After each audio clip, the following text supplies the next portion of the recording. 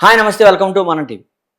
YS Vivekananda Reddy అంటే తెలియని వారు తెలుగు ప్రజలు ఎవరో ఉండరని చెప్పాలి. అయితే ఆయన అతి దారుణంగా మరణించడం జరిగింది. అయితే ఆ హత్య కేసులో ఇప్పుడు దాకా ఒక కొలిక్కి రాలేదు. దాని గురించి పూర్తిగా విశ్లేషించేందుకు మన ముందు అప్సాని రాజేష్ గారు ఉన్నారు. సార్ నమస్తే సార్. సార్ అసలు ఏంటి సార్ ఈ కేసు ఇన్ని సంవత్సరాలు డ్రాగ్ ఆన్ అవ్వడానికి ప్రధాన కారణం ఏంటంటారు? మీరు మీ ఇంట్రోలో ప్రస్తావించింది అక్షర సత్యం. తెలుగు రాష్ట్రాల్లో వైఎస్ వివేకానంద రెడ్డి గారి గురించి తెలియని వ్యక్తి ఉండరు. ఎందుకంటే ఆయన ఒక మాజీ పార్లమెంటు సభ్యుడు, ఒక మాజీ శాసనసభ్యుడు, మాజీ మంత్రి, మాజీ ఎమ్మెల్సీ, ఒక మాజీ ముఖ్యమంత్రికి స్వయాన సోదరుడు, ఒక మాజీ ముఖ్యమంత్రికి స్వయాన చిన్నాన్న.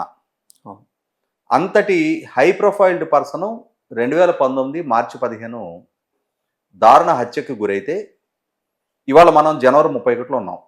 ఇంకొక నెల 15 రోజులు ఉంటే 6 సంవత్సరాల కాలం పూర్తవుతుంది ఆ హత్య జరిగి. అవును సార్. ఇప్పటికీ ఆ హత్య కేసు విచారణ ఇన్కంక్లూజివ్గానే ఉంది. అంటే ఛార్జ్ షీట్ ఫైల్ అయింది, అరెస్టులు జరిగాయి, ముద్దాయిలు బెయిల్ మీద బయట తిరుగుతూ ఉన్నారు. అందులో అక్యూజ్ నెంబర్ 4గా ఉన్న దస్తగిరి మేజిస్ట్రేట్ గారి ముందు అప్రూవర్గా సిఆర్పిసి 164 స్టేట్మెంట్ ఇచ్చున్నాడు. అయినా ఇప్పటికీ ఇంకా నిర్ధారణ కావాల్సిన వాస్తవాలు చాలా ఉన్నాయి. మనకి తెలిసి 40 కోట్ల రూపాయల సుపారీ మాకు ఆఫర్ చేశారు. అందులో వ్యక్తిగతంగా నాకే 5 కోట్లు ఆఫర్ చేశారు. నాకు 1 కోటి రూపాయలు ముట్టాయి అని చెప్పని దస్తగిరి మేజిస్ట్రేట్ గారి దగ్గర తన అప్రూవర్ స్టేట్మెంట్లో రివీల్ చేయడం జరిగింది. తనకి ముట్టిన 1 కోటి రూపాయల్లో సిబిఐ 72 లక్షల రూపాయలు రికవర్ కూడా చేసుకుంది.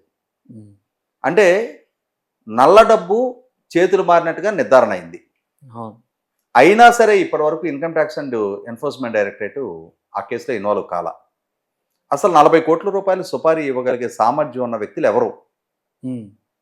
ఇవాళ ఈ కేసుకి సూత్రధారులుగా, వివేకానంద రెడ్డి గారి హత్యకి సూత్రధారులుగా వైఎస్ భాస్కర్ రెడ్డి, అతని కుమారుడు ప్రస్తుత కడప ఎంపీ అవినాష్ రెడ్డి, దేవిరెడ్డి శివశంకర్ రెడ్డి వంటి వాళ్ళని అరెస్ట్ చేశారు. వాళ్ళే 40 కోట్లు సమకూర్చారా? లేదు ఇంకా పెద్దవాళ్ళు ఎవరైనా ప్రమేయం ఉందా? ఇది నిర్ధారణ జరగాలి. దానికి తోడు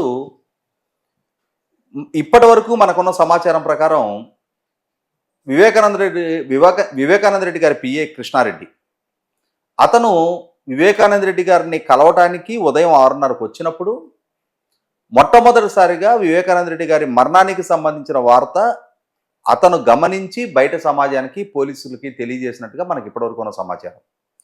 కానీ గతంలో వీకెండ్ కామెంట్ బై ఆర్కేలో ఏబిఎన్ రాధాకృష్ణ గారు జగన్మోహన్ రెడ్డి గారి దగ్గర మేనిఫెస్టో కమిటీ గురించి చర్చించే సందర్భంలో తెల్లవారుజామున 4-4:30 గంటలకే ఉమ్మారెడ్డి వెంకటేశ్వర గారు, అజయ్ కల్లం రెడ్డి వంటి వారికి జగన్మోహన్ రెడ్డి గారి ద్వారా ఈ సమాచారం రివీల్ చేయబడింది అని చెప్పని స్పష్టం చేసిన తర్వాత అప్పుడు సిబిఐ ద్వారా అజయ్ కల్లం రెడ్డి గారిని, ఉమ్మారెడ్డి వెంకటేశ్వర గారిని విచారించిన తర్వాత అప్పుడు అజయ్ కల్లం రెడ్డి గారు అవును నిజమే, మేబీ ఉదయం 5 అయి ఉండొచ్చు, ఎగ్జాక్ట్ టైమింగ్ నాకు తెలియదు, గుర్తులేదు, కానీ జగన్మోహన్ రెడ్డి గారు మాతో మాట్లాడుతూ ఉన్న సందర్భంగా వాళ్ళ కుటుంబ సహాయకుడు వచ్చి ఆయన పిలిచి ఆయన పైకి వెళ్ళి వచ్చి చిన్నాన్న నోమోర్ అని చెప్పని, వివేకా చిన్నాన్న నోమోర్ అని చెప్పారు అని చెప్పని చెప్పడం జరిగింది. తర్వాత రోజుల్లో అదే అజయ్ కల్లం రెడ్డి గారు తన స్టేట్మెంట్ని మార్చుకోవడానికి అవకాశం ఇవ్వండి అని చెప్పని కోర్టుని అప్రోచ్ అయిన తీరు కూడా చూసాం మనం. అంటే ఇక్కడ రకరకాల ట్విస్టులు చూస్తూ ఉన్నాం మనం.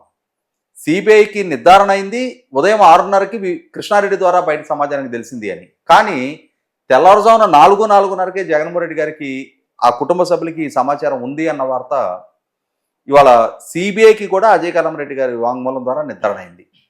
ఎలా జగన్మోహన్ రెడ్డి గారికి అంత ఎర్లీ మార్నింగ్ తెలిసింది? ఎవరు తెలియజేశారు?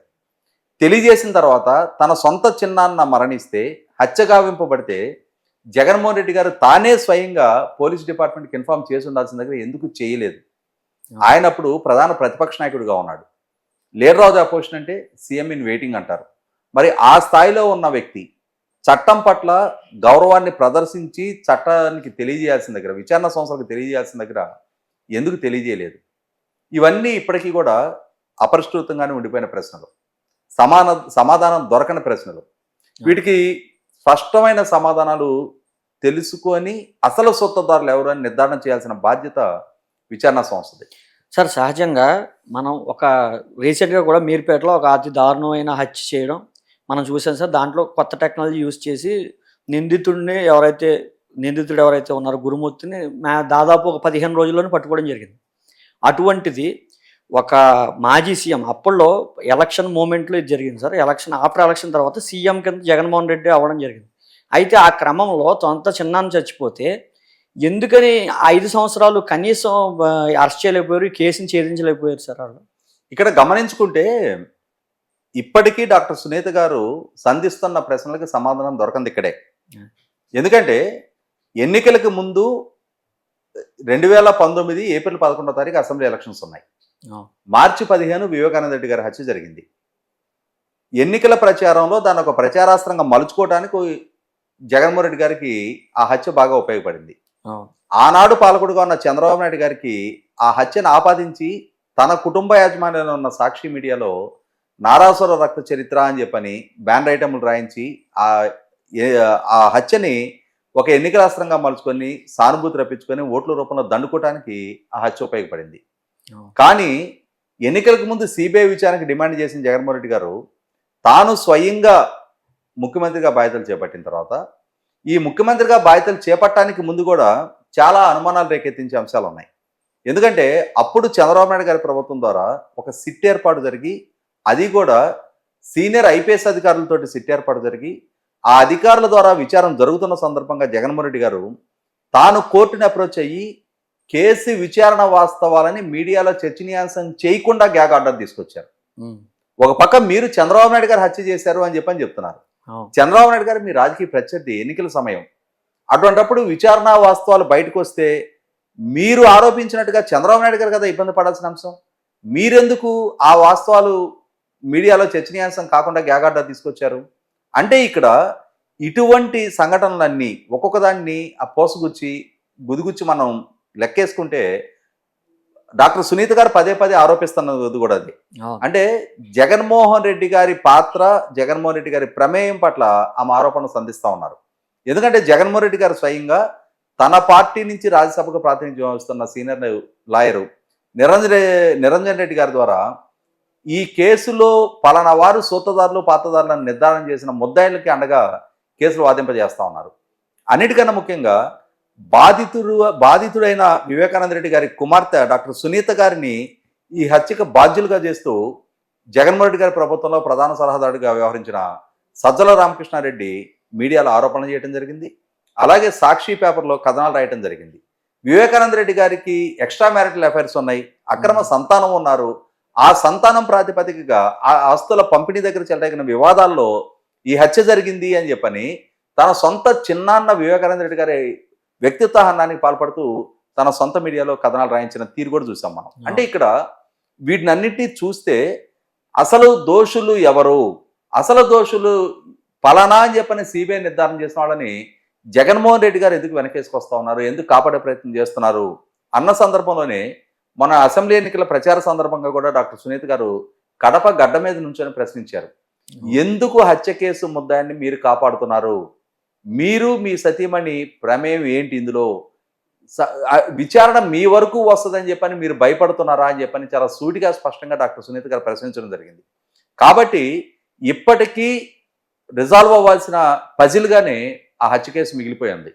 కాబట్టి డాక్టర్ సునీత గారు ఇన్ని సంవత్సరాల కాలయాపన జరిగిపోతా ఉంది, కనీసం ఇప్పటికైనా సరే ఒక టైం బౌండెడ్ షెడ్యూల్, ఒక 6 నెలల కాలంలో విచారణ పూర్తి చేయించండి అని చెప్పని గౌరవ హైకోర్టుని నేను అప్రోచ్ అవడం జరిగింది.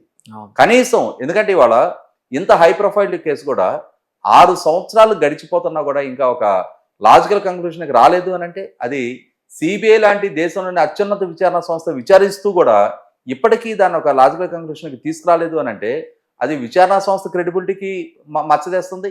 అదే సందర్భంలో ఇంత సుదీర్ఘకాలం ఇన్ని ఉల్లంఘనలకి పాల్పడుతూ అధికార దుర్వినియోగానికి పాల్పడుతూ కూడా జగన్మోహన్ రెడ్డి వంటి వారు తమకి అవసరం వచ్చినప్పుడు తమ అవసరాల రీత్యా దాన్ని ఒక ప్రచారాస్త్రంగా మలుచుకొని సానుభూతి రప్పించుకొని తర్వాత తమకే అధికారం దక్కిన తర్వాత పూర్తి స్థాయి నిర్లక్ష్యాన్ని ప్రదర్శించింది కళ్ళ ముందు కనిపిస్తా ఉన్న నేపథ్యంలో కనీసం ఇప్పటికైనా సరే డాక్టర్ సునీత గారి విజ్ఞప్తిని మన్నించి ఒక టైం బౌండెడ్ షెడ్యూల్లో అసలు సిసలు సూత్రధారులు ఎవరనేది పూర్తి స్థాయిలో నిగ్గుదేల్చి అసలు దోషుల్ని సమాజం ముందు చట్టం ముందు ఎక్స్పోజ్ చేస్తారని ఆశిద్దాం. Okay sir. ఇది పరిస్థితి. వివేకానంద హత్య కేసు జరిగి ఎంతకాలం అవుతున్నా కనీస పరిష్కారం రాలేదు. దీనిపై పూర్తిగా దర్యాప్తు చేసి ఖచ్చితంగా దోషులు ఎవరనేది నిగ్గు తేల్చారని కూడా సునీత అయితే చెప్తున్నారు. Okay sir. Thank you.